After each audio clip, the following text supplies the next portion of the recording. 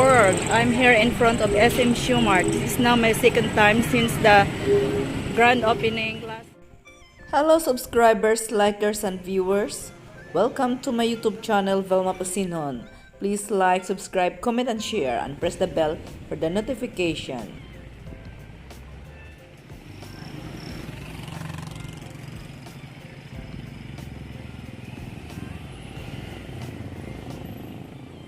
Hello everyone, please come and join my travel here in SM Roxas City, Capiz. Guys, let's have a look first outside the area of SM Roxas City. We're gonna show you the parking area of a private vehicle, the tricycle, the unload and unloading of the tricycle, and in the other stop where is the entrance and the exit of SM Roxas City, Capiz, guys. Okay, come and join us. Have a look.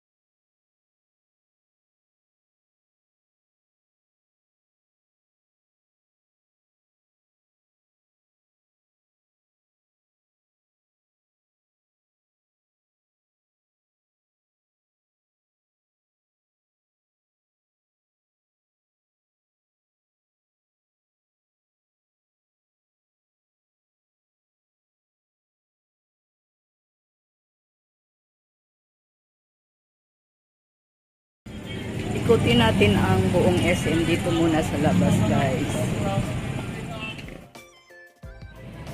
Transport hub.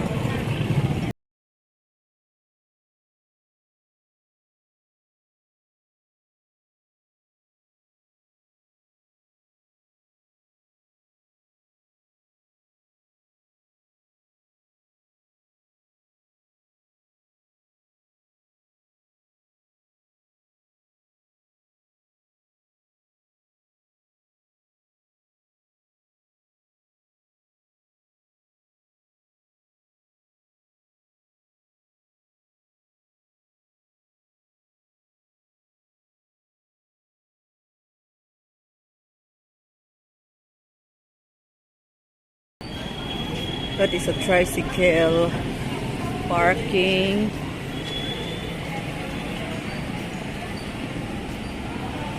Ikutin muna natin ang labas bago ang loob, guys. Ang exit on, tricycle entrance, exit only. Oh. Yan ang palabas.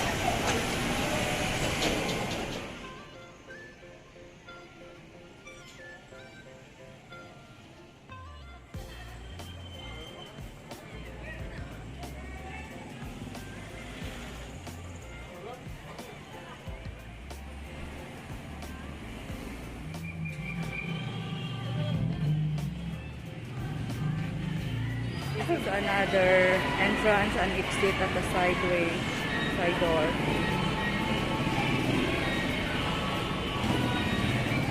Ikot muna sa labas bago pumasok. Jollibee, another exit and entrance. Ikutin natin ang buong area muna sa labas ng SM, guys, bago tayo pumasok. Parking area of cars, private vehicles, under construction. Maybe extension of some more parking area.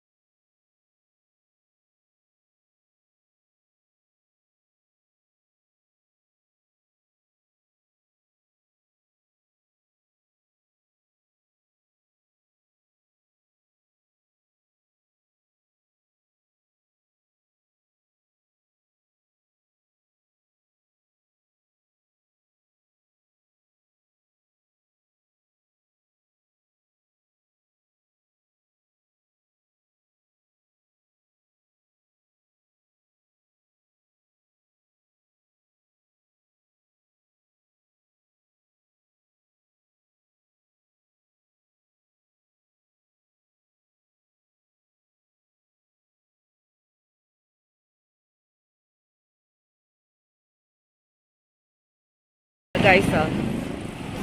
Yan ang papasok, guys. Dito tayo nag-start kanina. And then, ayan. Inikot ko lang ang buong SM. Ayan. Dito na tayo ulit sa main entrance, guys. Sigurado ang video. Yan. Inikot ko ang buong area, guys. It's a square and then 4 entrance and exit. We are approaching in the main entrance again. Main entrance of SM.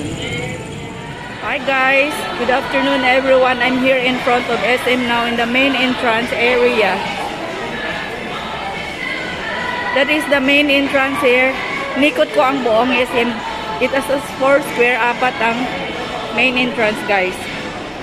Okay, ikutin natin ang buong SM, guys, to show you SM Roxas City